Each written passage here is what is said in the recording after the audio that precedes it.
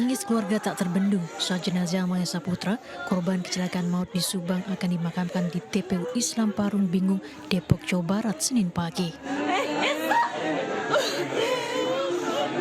Padahal 6 hari lagi Maesa akan berulang tahun ke-19.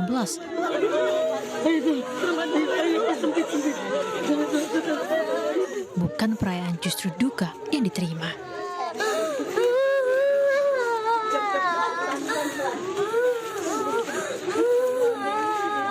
Niat ingin membahagiakan ibu dan adik-adiknya pupus.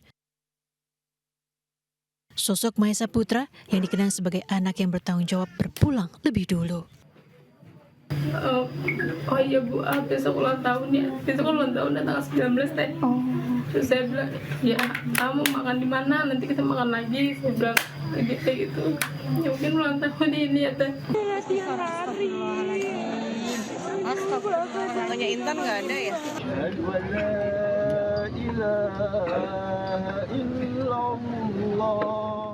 Tatapan kosong dan air mata Abdurrahman juga tak lepas dari jenazah putrinya, Intan Fauzia, saat diturunkan ke liang lahat di TPU Islam Parung Bingung, Depok, Jawa Barat.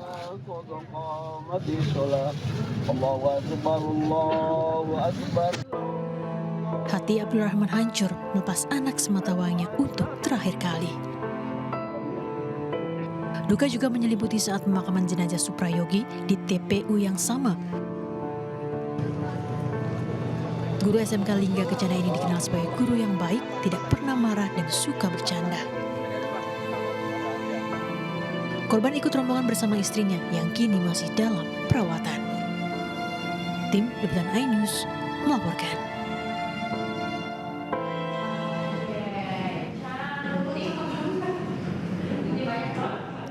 KPK memanggil biduan Nayunda Nabila dalam kasus dugaan tindak pidana pencucian uang atau TPPU yang menjerat mantan Menteri Pertanian Syahrul Yassin Limpo. Nayunda diperiksa sebagai saksi karena pernah disewa SYL senilai 100 juta rupiah untuk menghibur suatu acara di Kementerian Pertanian. Dalam kasus ini SYL dijerat KPK dalam 3 kasus, yaitu dugaan tindak pidana pemerasan, gratifikasi, dan TPPU. Selain itu, 7 pejabat Kementan dihadirkan Jaksa Penuntut Umum KPK sebagai saksi dalam sidang lanjutan SYL. 7 saksi ini terdiri dari 3 dirjen di eselon 1, yakni Nasrullah, selaku Dirjen Peternakan Kesehatan Hewan, Dirjen Prasarana dan Sarana Kementan Ali Jamil, serta Muhammad Saleh Mukhtar, Dirjen Perbenihan.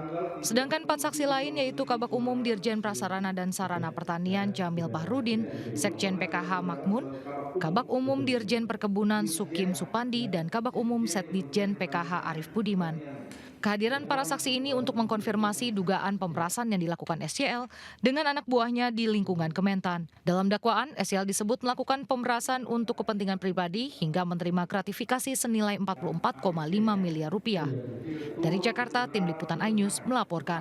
Masa 150 sih? Ini biasa Pak, masa 150. Aksi sejumlah juru parkir liar yang mematok tarif parkir Rp150.000 kepada seorang pemilik kendaraan ramai menjadi sorotan. Aksi nekat juru parkir liar tersebut terjadi di depan Masjid Istiqlal, Sawah Besar, Jakarta Pusat. Kepala Dinas Perhubungan DKI Jakarta Syafrin Liputo pun menyebut pihaknya sudah berkoordinasi dengan pihak polisian untuk mengamankan jukir liar. Sudah dilakukan pengamanan oleh rekan-rekan kepolisian dan tentunya kami akan terus meningkatkan koordinasi dan kerjasama. Sebagaimana diketahui saat ini Dinas Perhubungan sudah membentuk yang namanya Tim Lintas Jaya. Tim Lintas Jaya ini terdiri dari unsur Pemprov DKI, Kepolisian, dan TNI melakukan penertiban terhadap parkir liar secara rutin. Aparat sektor Sawah Besar Jakarta Pusat meringkus 2 juru parkir liar tersebut. AB dan J, 2 juru parkir liar ini digelandang ke depan Masjid Istiqlal Jakarta Pusat Senin pagi. Pemerasan yang dilakukan kedua pelaku terjadi pada Kamis 18 April 2024 lalu atau sepekan pasca Hari Raya Idul Fitri. Para pelaku memeras pengunjung tepat di depan pintu gerbang Masjid Istiqlal. Sementara dari hasil tes urin keduanya, pelaku AB positif mengonsumsi narkoba, sedangkan pelaku J dijerat pasal 363 KUHP tentang pencurian dengan pemberatan karena sempat mencuri barang berharga milik pengunjung Masjid Istiqlal. Di dalam video tersebut ada 3 orang yang berdebat dengan 1 orang yang melakukan pengambilan gambar. 2 dari 3 orang tersebut sudah kami amankan. Khusus dalam kejadian video tersebut tidak ada uang yang diserahkan atau yang diterima kepada para pelaku.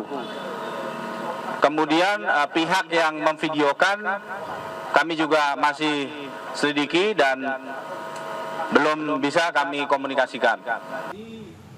Hingga kini polisi masih melakukan pendalaman guna mengungkap jaringan kelompok juru parkir liar yang kerap beraksi di sekitar Masjid Istiqlal. Dari Jakarta, Raniston Sanjaya melaporkan. Komplotan pencuri besi pembatas jalan beraksi di kawasan Rawabadak, Koja, Jakarta Utara. Besi pembatas jalan berfungsi melindungi pengguna jalan dari kecelakaan karena terjatuh ke sungai atau jurang, termasuk mencegah masuk ke jalur berlawanan.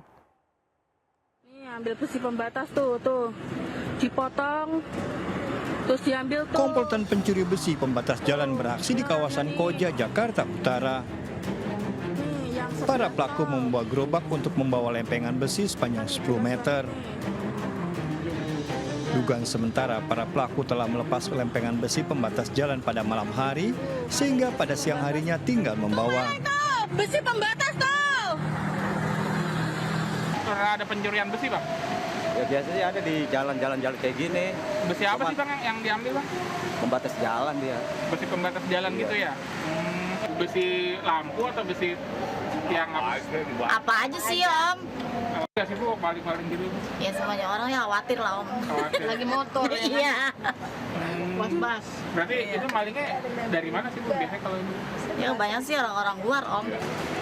Petugas kepolisian diharapkan segera bertindak dan menangkap para pelaku. Dari Jakarta, Sofyan Firdaus melaporkan.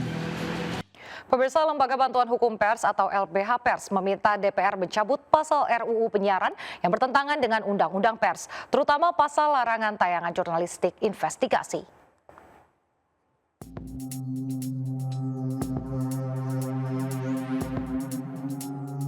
Revisi rancangan Undang-Undang Penyiaran menuai polemik.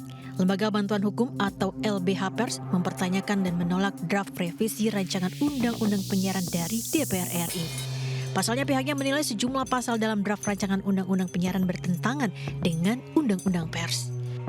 Misalnya pasal 50B ayat 2 huruf C yang mengatur pelarangan tayangan jurnalistik investigasi. Direktur Eksekutif Lembaga Bantuan Hukum LBH Pers Adi Wahyudin menegaskan, tayangan investigasi jurnalistik justru merupakan karya jurnalis yang dilindungi Undang-Undang Pers Nomor 40 Tahun 1999. Artinya jika investigasi jurnalistik dilarang dalam Undang-Undang Penyiaran, maka pasal tersebut telah melanggar Undang-Undang Pers. Kami sebenarnya dari LBH Pers menuntut pasal terkait dengan larangan penyiaran karya jurnalistik investigasi ini itu dicabut karena nggak ada alasan lagi terkait dengan larangan karya jurnalistik karena dia sudah dijamin oleh Undang-Undang Pers atau Undang-Undang Nomor 40 Tahun 99. Terkait hal tersebut, LBH Pers meminta DPR RI untuk mencabut pasal terkait larangan investigasi dalam dengan Undang-Undang Penyiaran karena selain bisa mencederai kebebasan pers juga dapat membungkam dan menutupi fakta-fakta yang ada. Pemirsa, sebuah balon udara yang dipasangi ribuan petasan meledak saat diterbangkan di Dusun Muneng Tengah, Kecamatan Balong, Ponorogo. Akibatnya 4 remaja yang menerbangkan balon terluka.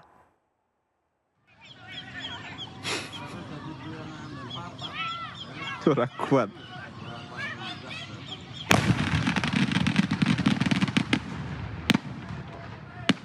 Langsung. Video amatir ini merekam detik-detik meledaknya sebuah balon udara tanpa awak berisi petasan di area persawahan Dusun Muneng Tengah, Kecamatan Balong, Ponorogo. Ledakan mengenai sejumlah remaja yang nekat menerbangkan balon udara tersebut.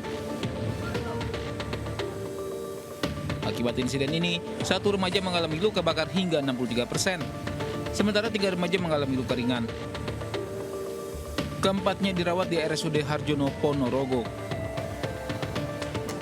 ada beberapa luka bakar itu di tangan, kedua tangan, kemudian di kedua kaki dan punggung serta leher. Tapi ini pasien kondisinya bagus, alhamdulillah. Sudah diatasi, itu nyampe IGD, semua kondisinya bagus.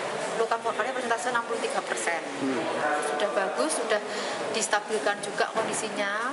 Pasiennya juga sadar penuh. Kita tadi sudah tanya-tanya juga, bagus kondisinya.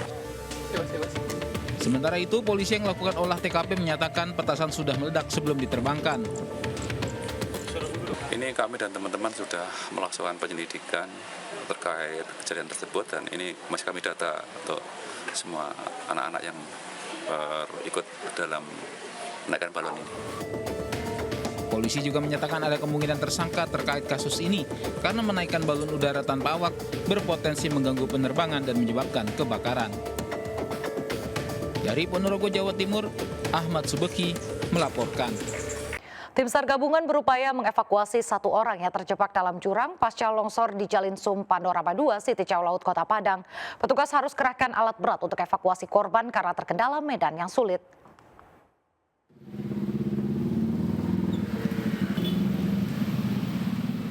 Tim SAR gabungan dari Basarnas, BPBD, TNI, dan Polri mengevakuasi 1 orang korban longsor di kawasan Panorama 2, Siti Cao Laut, Kota Padang, Sumatera Barat. Proses evakuasi korban terkendala beratnya medan dan kondisi korban yang terjepit di antara 2 kendaraan yang terjun ke dalam jurang.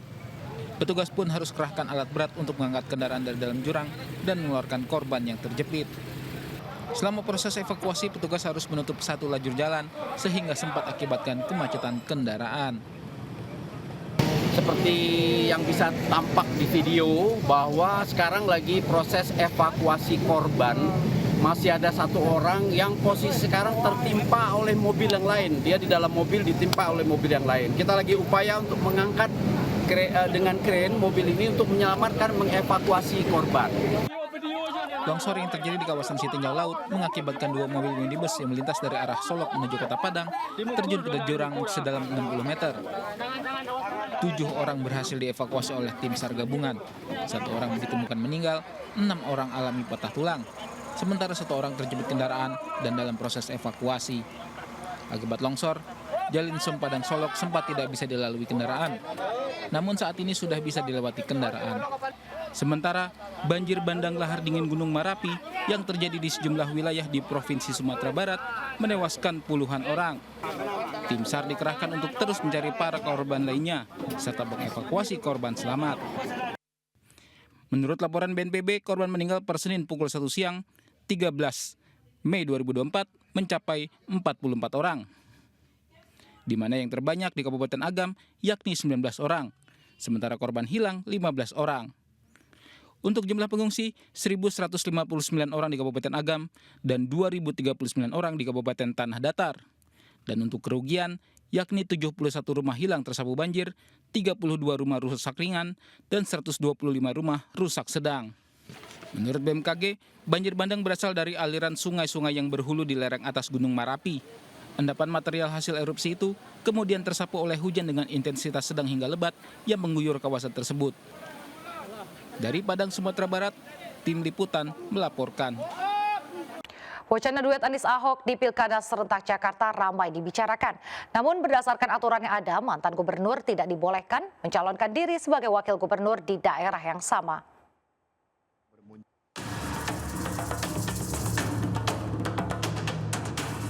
Ibarat bola liar, bursa bakal calon gubernur Jakarta masih terus bergulir. Nama sejumlah tokoh bermunculan. Bahkan muncul wacana untuk menduetkan 2 mantan gubernur DKI Anies Baswedan dan Basuki Cahayapurnama. Namun wacana tersebut terganjal peraturan Komisi Pemilihan Umum atau PKPU nomor 9 tahun 2020. Dalam aturan yang ada, mantan gubernur tidak boleh mencalonkan sebagai wakil gubernur di daerah yang sama. Akan berkonsultasi dengan pembuat undang-undang, karena itu adanya di pertimbangan putusan MK, bukan di amar putusan. Jadi terkait tersebut kami sebagai pelaksana, ya nanti kami akan ikuti kebijakan dari KPU RI yang akan mengatur di dalam PKPU tentang pencalonan yang akan infonya akan dilakukan revisi seperti itu. Munculnya wacana duet Ahok Anies diungkapkan Rektor Paramadina Didi J. Rahbini. Hasil survei juga menunjukkan kedua nama tersebut masuk dalam 5 besar bursa bakal calon gubernur Jakarta. Sementara dari bursa bakal calon gubernur Jawa Tengah muncul nama Sudaryono. Ketua DPD Partai Gerindra Jawa Tengah mengaku mendapat perintah dari Presiden terpilih Prabowo Subianto. Satu memang saya diperintah untuk maju gubernur, yang satu lagi kan saya ketua partai. Jadi ya kita memang harus menyambangi DPC, menyambangi relawan, menyambangi sayap, menyambangi tim sukses dan lain-lain yang kemarin memenangkan Prabowo. Jadi saya kira kalau urusan cagup sih kita ikhtiar aja. Mengantisipasi kecurangan yang terjadi pada pemilihan kepala daerah, KPU Kota Medan tidak akan lagi memakai petugas panitia pemilihan kecamatan yang bermasalah pada Pilpres 2024 lalu. Sebelumnya, beberapa petugas PPK di sejumlah TPS melakukan pelanggaran yang berdampak pada dilakukannya pemilihan suara ulang di Kota Medan. Dari Medan, Kabupaten Jakarta melaporkan. Pemirsa, Ketua Umum PDIP Megawati Soekarno Putri menghadiri pameran seni rupa karya Butet Kertajasa di Gedung Galeri Nasional Jakarta Pusat Senin siang. Penampilan Mega dalam ajang karya seni merupakan yang perdana pasca pencapresan. Jangan dipelintir apalagi. Terima kasih. Megawati Soekarno Putri mengaku menikmati pameran seni bertajuk Melik Ngegendong Lali karya Butet Kertajasa di Gedung A Galeri Nasional Jakarta Pusat. Usai melihat beragam lukisan, Megawati menegaskan dirinya menolak kehadirannya di pameran seni sebagai cermin sikap politiknya. Megawati juga menekankan seni adalah hal luar biasa sebagai perwujudan imajinasi dan kreativitas. Selain menyanjung karya seni Butet Kertajasa yang bisa melampiaskan buah pikiran dengan artistik, Megawati juga mengingatkan bahwa politik adalah kehidupan. Saya kan udah bilang, politik itu kehidupan. Jadi seni, ada politik seni, politik ekonomi, sospol, apalagi olahraga, itu kan hukum, itu semua ada. Jadi jangan kering bahwa politik is politik, terus yang diambil jeleknya saja. Kamu harus tahu Pancasila apa. Kamu harus tahu. Ini Pancasila. Saya dapat menikmati langsung, saya pikir, oh, menurut pikiran saya, Pak Butet ini mengalirkan kemarahannya, tapi dengan sangat artistik, dengan luas, dengan apa?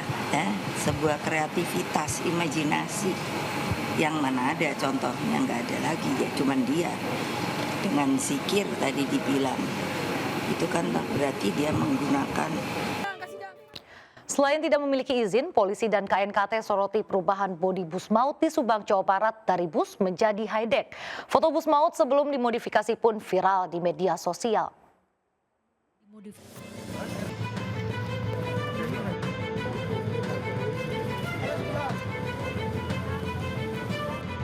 Sebuah foto bus Putra Fajar yang belum dimodifikasi ini viral di media sosial. Pasalnya bodi bus maut di Subang, Jawa Barat ini diketahui diubah dari bus biasa menjadi high-deck. KNKT bahkan menyoroti perubahan spesifikasi bodi bus tersebut yang berpotensi membuat kendaraan limbung. Tak hanya sistem keamanan, rangka bus juga menjadi sorotan. Sejumlah fakta bus Putra Fajar bahkan terungkap diantaranya. Bus Putra Fajar awalnya terdaftar sebagai bus milik PT Jaya Guna Hage yang berbasis di Wonogiri, Jawa Tengah.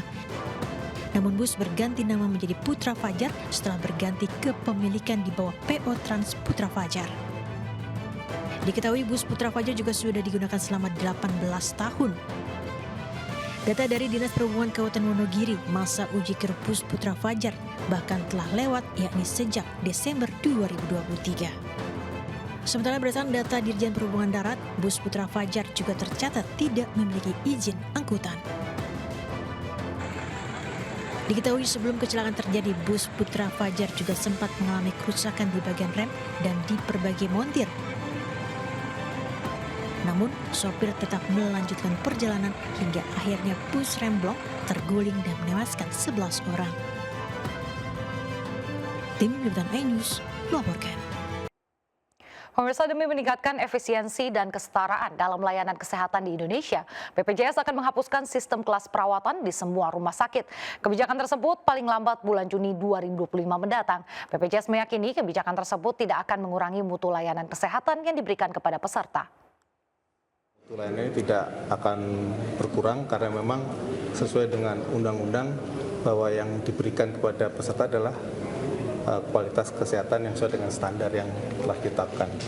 Termasuk tadi, sebenarnya kalau kita bicara kelas 1, 2, 3 itu tidak berpengaruh pada jaminan kesehatan yang diberikan. Itu hanya berbeda tempat dirawat inapnya saja jika yang bersangkutan itu dirawat di rumah sakit. Tapi kalau berobat ke puskesmas, kemudian berobat jalan di rumah sakit di spesialis itu tidak ada perlakuan yang berbeda. Jadi kelas itu hanya apabila dirawat inap. Nah tentunya kelas 1, 2, 3 itu kalau untuk peserta JKN selama ini pelayanan diberikan sama. Dokternya sama, obatnya sama, cuma jika tidur tempatnya berbeda. 1.320 calon haji mendapat gelang identitas saat memasuki asrama haji Bekasi, Jawa Barat. Para calon haji asal Karawang, Bekasi, dan Cianjur akan diberangkatkan ke Tanah Suci pada hari ini.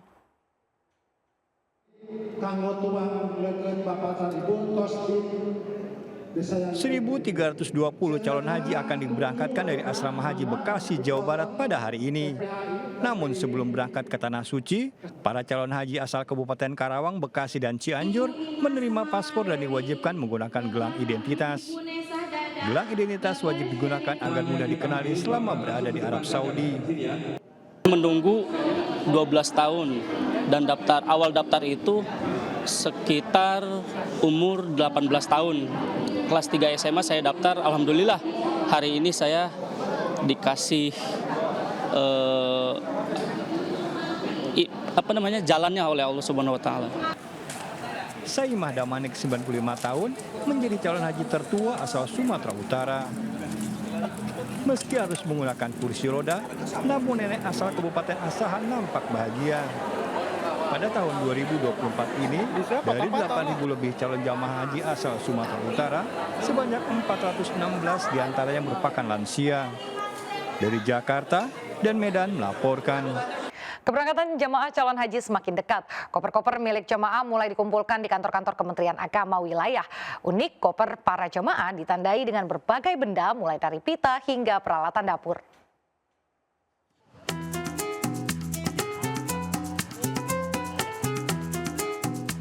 Koper-koper jemaah calon haji mulai berdatangan di kantor Kementerian Agama wilayah Kabupaten Subang, Jawa Barat. Sebanyak 432 koper jemaah calon haji dikumpulkan dan didata petugas sebelum dibawa ke Bandara Kertajati, Majalengka. Namun ada yang unik pada koper-koper ini. Jemaah memasang penanda khusus. Sebagian hanya memasang pita berwarna-warni, sementara sebagian lainnya lebih ekstrem. Mereka memasang berbagai benda penanda, mulai dari cangkir plastik, sendal bayi, topi sekolah, celemek bayi, hingga boneka mungil. Pemasangan aksesoris unik sebagai penanda merupakan inisiatif jemaah calon haji. Kementerian Agama sudah memberikan foto dan identitas di tiap koper agar tidak tertukar. Ya, memang ini salah satu strategi ya atau cara yang dilakukan para jamaah haji di masing-masing karum, di masing-masing regu dan karom, sehingga memudahkan. Jadi kode-kode untuk memudahkan sebenarnya. Sebenarnya dari pemerintah sudah cukup dengan tutup atau bungkus koper ini sudah ada. Apa yang menjadi cirinya itu adanya identitas nama, nomor regu dan nomor rombongan serta embarkasinya. Sebanyak 432 jemaah calon haji asal Subang dalam kloter 1 menginap di embarkasi Indramayu. Kabupaten Subang memberangkatkan 1.150 jemaah calon haji yang akan terbagi dalam 3 kloter. Dari Subang, Jawa Barat, Yudi Heriawan Juanda, iNews melaporkan.